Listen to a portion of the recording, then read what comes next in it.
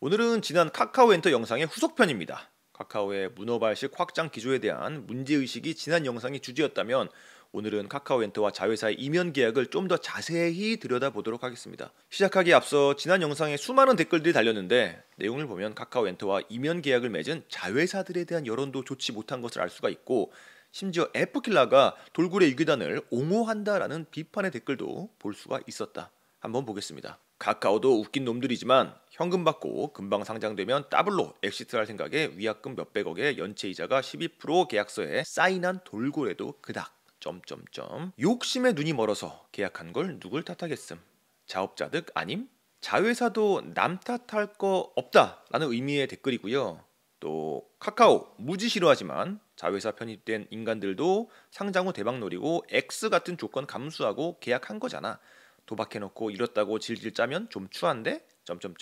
자회사들의 한탕주의를 지적하는 댓글을 볼 수가 있는 것이고, F킬러가 옹호를 했다라는 비판 댓글도 볼 수가 있는데, 돌고래 옹호하지 마세요. 돌고래 신우석 대표도 한 방을 노리고 그런 거래를 한 겁니다. 그래서 F킬러가 댓글로 돌고래 유기단 신 대표님을 옹호할 의도는 아니고요.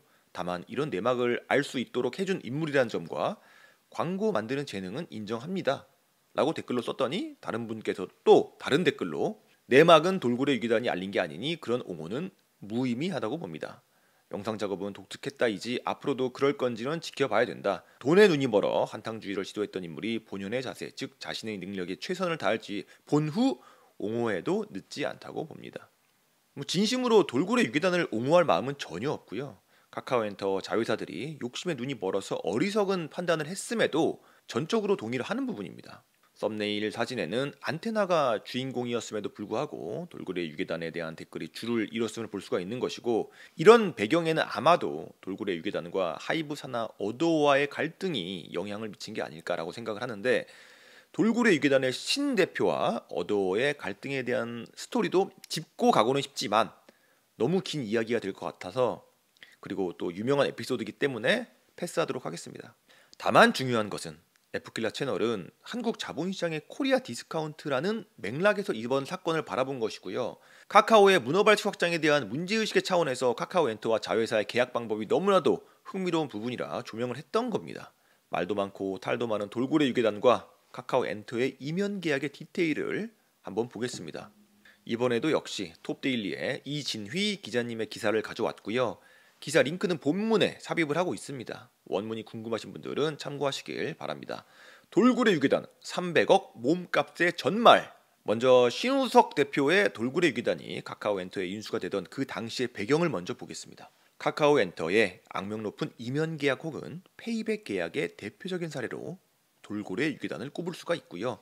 인수할 당시 영상업계에 막 이름을 알리기 시작한 돌고래 유기단을 무려 300억 원에 인수를 한 겁니다. 카카오엔터와 돌고래 유기단 사이에 체결한 주식 매매 계약서 SPA에 따르면 정확한 인수 시기는 2021년 10월이고 신 대표가 보유하고 있던 돌고래 유기단의 지분 100%를 카카오엔터가 인수한 겁니다.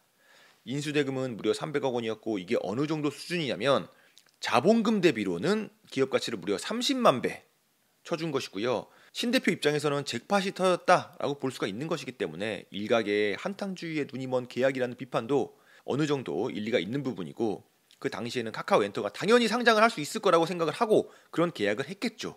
그러나 예상과는 달리 상황이 많이 달라졌고, 과거에 잭팟이라고 생각했던 것이 이제는 본인을 향하는 화살이 되어 돌아온 격이라고 볼 수가 있겠다. 참고로 돌고래 유기단은 신 대표가 지난 2015년에 자본금 10만 원을 들여서 설립한 곳이라고 합니다. 어쨌든 카카오엔터에서 인수할 당시에 업계에선 고가 논란이 있었습니다. 인수 당시인 2021년 기준으로 매출 84억 원에 영업이익 7억 원을 내던 회사가 돌고래 유기단이기 때문에 그런 이야기가 있었던 것이고요.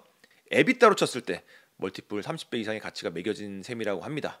그리고 그 당시 상황을 보면은 카카오엔터가 카카오엠과 멜론컴퍼니 흡수 이후에 자회사를 공격적으로 늘려가던 시기였기 때문에 대단한 확장세를 뽐내고 있던 상황에서 돌고래 유기단을 인수하게 된 것이다. 돌고래 유기단과 카카오엔터의 본 계약이 아닌 이면 계약의 자세한 디테일을 보면은 신 대표는 돌고래 유기단의 지분을 300억 원에 매각을 하면서 그 중에 160억 원은 카카오엔터의 신주 투자 의무 이행을 했다라고 합니다. 그러니까 신윤석 대표가 받은 돈 중에 160억 원은 돈이 아니라 카카오엔터의 주식을 신주 발행의 형식으로 받았다라는 것인데, 말을 바꾸면 카카오 입장에서는 돌고래 유괴단 인수와 동시에 160억 원의 자본이 카카오엔터로 다시 되돌아온 것이고, 신우석 대표는 140억 원만 현금으로 받은 겁니다. 그렇게 신 대표는 카카오엔터 신주 62,717주를 확보했고요. 카카오엔터 주주 명부에 이름을 올리게 된다. 참고로 신 대표의 카카오엔터 주식은 주당 25만 5,116원으로 적용을 했으며, 25만 5천 원 곱하기 6만 3천 주를 하면은 160억 원이 되겠죠. 그리고 이 다음에 너무나도 중요한 이면 계약의 조건이 나오는데, 이 조건이 악성 조항이라는 거죠. 먼저 2026년까지 돌고래 유괴단이 누적 영업이익 180억 원을 달성해야만 한다라는 조건이 포함되어 있고, 180억 원이라는 숫자는 그 당시 돌고래 유괴단의 연간 영업이익의 25배에 달하는 수치고요. 그러니까 카카오엔터의 입장에서 봤을 때 돌고래 유괴단이 벌어다주는 영업이익은 100% 기속이 되는 것이고, 즉 180억 원의 영업이익을 보장받는 계약을 하는 것이다. 신 대표에게 주식으로 역투자를 받은 160억 원까지 합하면은 300억 원을 지출하면서 오히려 340억 원의 수익을 본 남는 장사를 했다는 겁니다. 카카오엔터가. 자세한 계약 내용을 보면은 돌고래 유괴단을 비싸게 인수한 것도 아니고, 더 자세하게 보면은 사실상 카카오엔터에 매우 유리한 계약임을 알 수가 있는 것이다. 그러다 보니까 돌고래 유괴단의 신 대표가 이런 계약을 왜 했는지 이해를 할 수가 없는 부분도 있다는 겁니다. 그리고 지난 방송에서도 이야기했었던 노예 계약이라는 말까지 나오게 된 상황이 펼쳐지는 건데, 신우석 대표의 사례를 예로 들었지만 자회사들이 취득한 카카오엔터의 주식을 회수할 수 있는 유일한 방법은 카카오엔터의 상장뿐이라는 겁니다. 그러니까 신 대표님의 경우를 볼 때 160억 원은 사실상 현재로선 엑시트가 쉽지 않은 상황이 되어버린 것이고요. 자회사 대표 입장에서 매우 불리한 조항들이 확인이 되는데, 계약 후에도 대표이사 직위는 보장이 되지만 단 자유롭게 퇴산을 할 수가 없다. 그러니까 보장이 아니라 어떻게 보면은 족쇄라는 거죠. 돌고래 유괴단의 경우는 지분 거래를 종결한 2021년 12월부터 오는 2026년 말까지 의무 근로를 지켜야 하며, 앞서 말했던 누적 영업이익 180억 원을 반드시 달성해야만 하는 겁니다. 만약에 목표치를 채우지 못하게 되면은 의무 근로 기간은 무기한 연장이 된다. 돌고래 유괴단은 2023년까지 2년 동안 영업이익 35억 원을 달성을 하였고, 즉 남은 3년 동안 145억 원을 채워야 되는 건데 사실상 불가능해 보이는 것이고, 만약에 달성에 실패를 하면 영업이익 목표치 180억 원에서 실제로 달성한 영업이익의 액수를 뺀 만큼 신우석 대표에게 요구할 수 있는 권한이 카카오엔터에게 있다라고 합니다. 만약에 이것도 갚지 못할 경우에 한 달의 반환 기한이 주어지고, 이를 넘긴 뒤에는 12%의 연이자가 붙게 된다. 이 내용이 바로 노예 계약의 골자라고 할 수가 있겠습니다. 근데 여기서 끝나지가 않는데, 만약에 이를 제대로 지키지 못하거나 의무 근로 과정에서 계약 위반이 발생하면은 위약벌 조항이 발동이 되는데, 한마디로 자회사 대표는 빚더미에 앉을 수가 있다는 겁니다. 돌고래 유괴단의 신 대표의 경우는 위약벌 액수가 최대 600억 원이라고 하고요. 여기서 또 페널티를 지급하지 못하면 지연 이자 폭탄이 부과된다고 합니다. 근데 카카오엔터가 인수한 다른 자회사들도 이런 방식으로 거래를 했다고 볼 수가 있는 것이고, 그런 회사들 예를 들면은 숲 엔터테인먼트, 레디 엔터테인먼트, BH 엔터테인먼트, 어썸 ENT 등이 있다라고 합니다. 진짜 문제는 카카오엔터의 자회사들이 이면 계약에서 탈출할 수 있는 유일한 방법이 바로 카카오엔터의 상장인 건데, 자회사 입장에서 청천벽력과도 같은 최악의 소식은 카카오의 문어발식 확장 기조가 이제는 멈춰섰다라는 겁니다.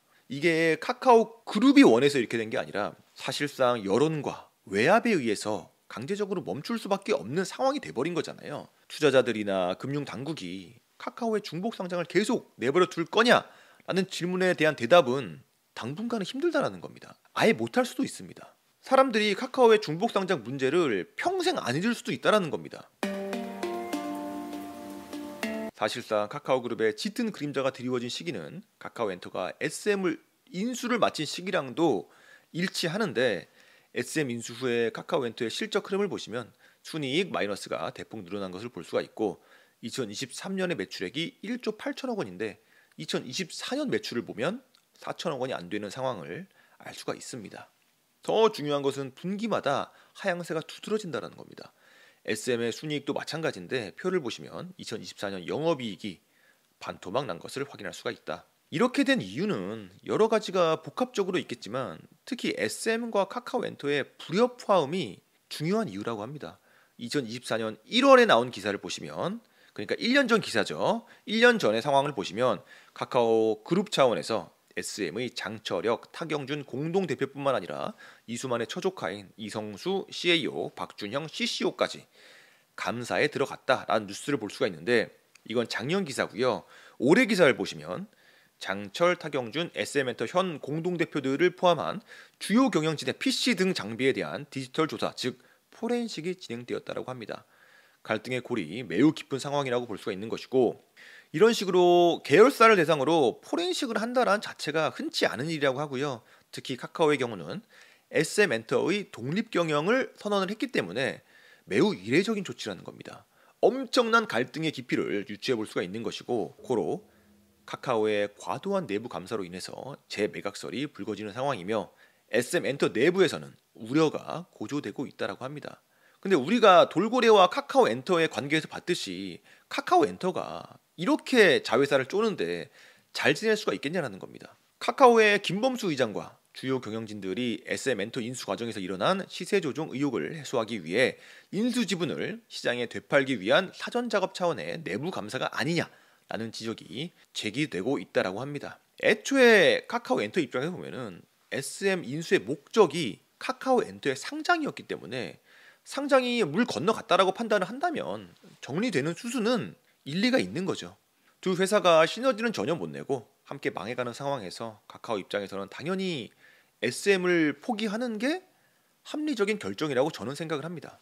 무리를 해서라도 SM을 인수하려고 했던 이유는 결국 상장이었다라는 것이고, 오늘 방송은 카카오엔터의 상장이 어려워지자 내부적으로 극심한 갈등 상황이 일어나고 있다라는 상황을 전달드리고 싶었던 것이고요. 이게 또 어떤 방향으로 가게 될지는 아직은 알 수 없습니다. 특히 카카오엔터의 자회사들은 이면 계약의 악몽에서 벗어날 수가 있을까? 오늘 방송 여기까지고요. 도움이 됐다면 구독과 좋아요 부탁드립니다. 감사합니다.